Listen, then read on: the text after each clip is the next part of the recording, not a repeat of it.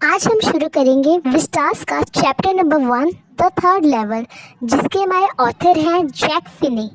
इस चैप्टर में हमारे 3 कैरेक्टर्स हैं। फर्स्ट चार्ली, दूसरी चार्ली की वाइफ लूजा एंड तीसरी सैम, जो कि चार्ली का एक फ्रेंड है, जो कि एक साइकेट्रिस्ट भी है। ये बहुत ही साल पुरानी बात है, जब वॉर का टाइम चल रहा था और जो चार्ली है वो बहुत ही ज़्यादा अपसेट है, बहुत ही ज़्यादा डिसअपॉइंटेड है और वो एक शांति का माहौल ढूंढ रहे हैं। और उसी दौरान जब वो उस दिन अपने जॉब के लिए निकले, तो पूरे दिन काम करने के बाद जब उन्होंने अपना काम फिनिश किया, तो उन्होंने सोचा कि अब वो अपना थोड़ा वक्त अपनी वाइफ के साथ बिताए, जिसके लिए उन्होंने डिसाइड किया कि आज वो अपनी बस से ना जाकर वो आज सबवे से जाएंगे, जिसके लिए वो अपने सबवे के लिए वो रवाना हुए। और जब वो फर्स्ट स्टेशन पे पहुँचे, फर्स्ट लेवल पे पहुँचे, तो वो एक बहुत ही छोटी सी जगह है, बहुत ही छोटा स्टेशन है, वहाँ से ज़्यादा ट्रेनें नहीं जाती हैं। इसी वजह से वहाँ पे ज़्यादा लोग भी नहीं है, ज़्यादा भीड़ भी नहीं है। तो उसे क्रॉस करने के बाद जब चार्ली सेकंड स्टेशन पे जाते हैं, तो जो हमारा सेकंड लेवल ऑफ स्टेशन है वो बहुत ही बड़ा है और वो बहुत ही ज़्यादा क्राउडफुल है, और जिसकी वजह से उन्हें कई बार परेशानियां भी होती है। और वो जब एक अक्सर एक चीज़ हमेशा चार्ली के साथ होती है, वो जब भी सेकंड लेवल पे जाते हैं वो हमेशा एक नई चीज़ देखते हैं। वहाँ पे इतनी भीड़ है कि लोगों की धक्का मुक्की की वजह से चार्ली इधर उधर जाते जाते किसी नई जगह से निकल जाते हैं, तो हर बार उन्हें एक नए प्लेस देखने को मिलता है।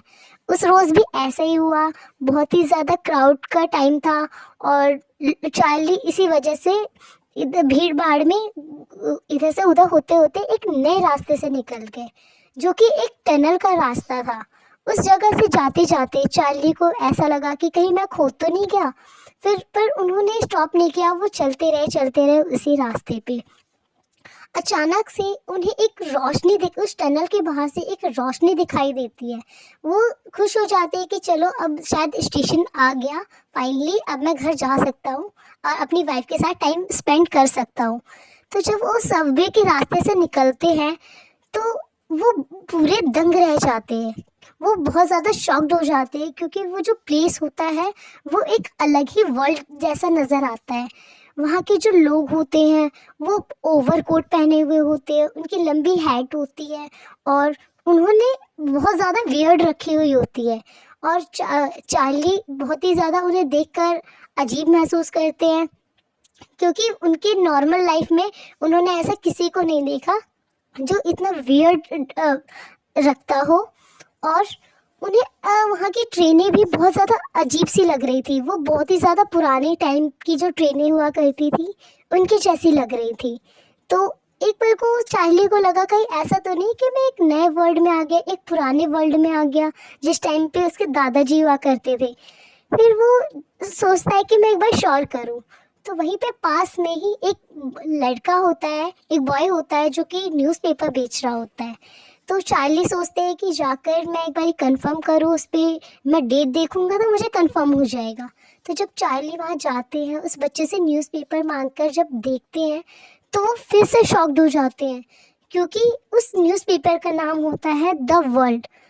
और ये द वर्ल्ड नाम की जो न्यूज़पेपर है वो बहुत ही टाइम पहले बंद हो चुकी होती है। इसी वजह से उन्हें ये बात बहुत ही ज़्यादा शॉक्ड लगती है। और फिर उन्हें थोड़ा और कंफर्म करने के लिए वो सोचते हैं कि मैं एक बार टिकट काउंटर पे जाकर मैं देखता हूँ कि वहाँ पे क्या है, कि वो मुझे किस टाइप का ट्रीट कर रहे हैं। तो उसके लिए तो उन्हें थोड़ा बहुत आइडिया लग जाता है कि हाँ, मैं शायद दूसरे वर्ल्ड में आ गया हूँ, और अगर मैं इन लोगों को अगर अपनी करेंसी दिखाऊंगा तो कहीं ऐसा ना हो कि मुझे फ्रॉड समझ के जेल में ही बंद कर दे। तो वो अपने नोट को कन्वर्ट कराते हैं पुराने नोटों में, और फिर वो टिकट काउंटर के पास जाते हैं अपने टिकट्स लेने के लिए। तो टिकट काउंटर वाला जब उन्हें टिकट देता है तो वो भी डिफरेंट होता है, और उसके बदले में जो वो उन्हें करेंसी रिटर्न करता है वो भी बहुत ही ज़्यादा डिफरेंट होती है। तो जिससे चार्ली को पूरा श्योर हो जाता है कि हाँ, ये कोई और ही जगह है, ये मेरे एक दूसरा ही कोई वर्ल्ड है। ये जो ग्रेट ग्रैंड स्टेशन है द थर्ड लेवल, वो उन्हें बहुत ही ज़्यादा स्ट्रेंजफुल लगता है, लेकिन वो बहुत ही ज़्यादा खुश हो जाते हैं कि चलो ये कितना पीसफुल जगह है, मैं अब घर पे जाऊंगा और अपनी वाइफ को भी यहाँ लेकर आऊँगा, फिर हम दोनों यहाँ पे खूब इंजॉय करेंगे। और वो इसलिए खुशी खुशी अपने घर के लिए रवाना भी हो जाते हैं। जब वो अपने घर पहुंचते हैं, अपनी वाइफ को ये सारी बातें बताते हैं कि आज मैं तो ग्रेट ग्रैंड स्टेशन पे पहुंचा, जो कि 3rd लेवल है, वहाँ पे एक अलग ही वर्ल्ड था और मैंने वहाँ पे टिकट्स भी खरीदी, मैंने करेंसी भी एक्सचेंज करवाई। तो वो बहुत ही खुशी में अपनी वाइफ को बता रहे होते हैं, लेकिन उनकी वाइफ बहुत ही ज़्यादा टेंशन में आ जाती है और वो अपने हस्बैंड पे गुस्सा होने लग जाती है, चार्ली पे गुस्सा करने लग जाती है कि तुम इतने सारे पैसे को एक ऐसे करेंसी में कन्वर्ट करके लाए हो जो कि चलती ही नहीं है, यहाँ पे कोई इसे लेता ही नहीं है, कोई लीगल इसकी आइडेंटिटी ही नहीं है। तो चार्ली कहता है नहीं, ये चलता है और मैं रियल में इसे एक्सचेंज करवा के लाया हूँ, ये रियल वर्ल्ड में भी इसका एक अलग ही एक दुनिया है। तो उसकी वाइफ उस चार्ली की बातों का विश्वास नहीं करती है, उसे ऐसा लगता है शायद चार्ली को कुछ हो गया है जिसकी वजह से वो ऐसी बातें कर रहा है। तो चार्ली फिर जो चार्ली की वाइफ होती है, वो चार्ली के जो फ्रेंड है सैम, जो कि एक साइकेट्रिस्ट है, उनसे बात करती हैं।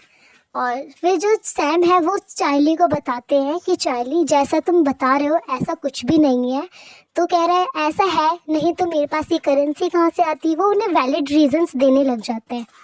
तो कहता है कि नहीं ये रियल का वर्ड है। तो चार्ली कहता है नहीं, ये जस्ट तुम्हारे एक स्केप का मीडियम है, तुम यहाँ पे बहुत ही ज़्यादा डिस्ट्रैक्ट हो, डिसअपॉइंटेड हो, जिसकी वजह से तुम चाह रहे हो एक पीसफुल मुझे प्लेस मिले, जिसकी वजह से तुमने अपने ही माइंड में एक नई दुनिया बना ली है, एक इमेजिनरी की एक वर्ल्ड क्रिएट कर लिया है। तो चार्ली कहता है नहीं, ये रियल का वर्ल्ड है और मैं इसे दोबारा जाऊँगा और दोबारा ढूंढूंगा।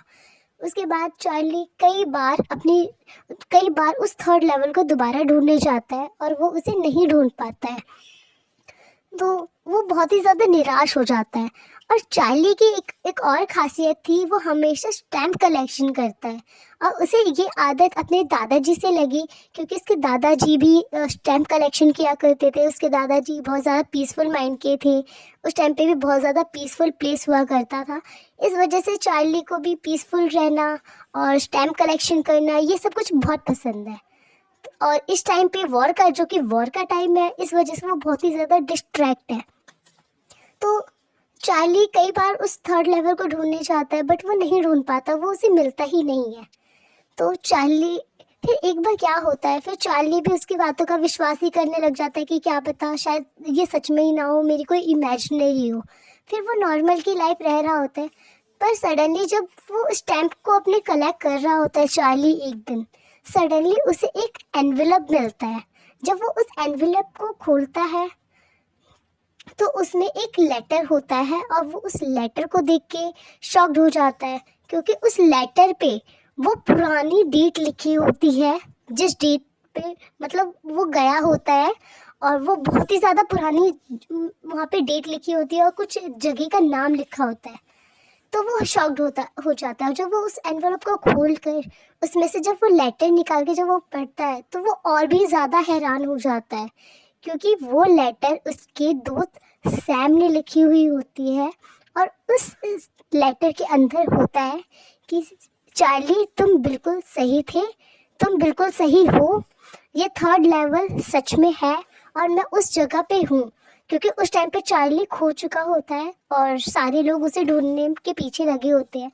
और सडनली जब चार्ली को ये बात पता लगती है कि अरे ये तो सैम का लेटर है और सैम कह रहा है कि ये रियलिटी है और सैम उस जगह पे है, वो बहुत ही ज़्यादा इंजॉय कर रहा है। और चार्ली ये भी कहता है सैम ये भी कहता है चार्ली से कि तुम स्टॉप मत करो, वो 3rd लेवल सच में है और वो तुम्हें ज़रूर मिलेगा, बस तुम उसे ढूंढना बंद मत करो, क्योंकि मैं उसी जगह पे हूँ, मैं बहुत खुश हूँ। ये बात जब उसकी वाइफ को, जो चार्ली की वाइफ को पता लगती है, तो चार्ली की वाइफ भी चार्ली का विश्वास करने लग जाती है और वो भी चार्ली के साथ सैम को ढूंढने के लिए लग जाती हैं।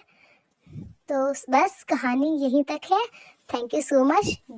अगर आपको ये कहानी पसंद आई हो, ये स्टोरी पसंद आई हो, तो प्लीज़ इसे लाइक शेयर कमेंट ज़रूर करें। और गाइस, ये मेरा पहला वीडियो है, मेरा पहला न्यू चैनल है, तो प्लीज़ इसे सब्सक्राइब ज़रूर करें और लोगों को शेयर करें। एंड अगर आपको इससे रिलेटेड अगर और भी कोई वीडियोस चाहिए तो प्लीज़ मुझे कमेंट बॉक्स में मैसेज करें। और अगर आपको कोई भी हेल्प चाहिए तो आप मुझे डायरेक्ट मैसेज कर सकते हैं। Thank you so much.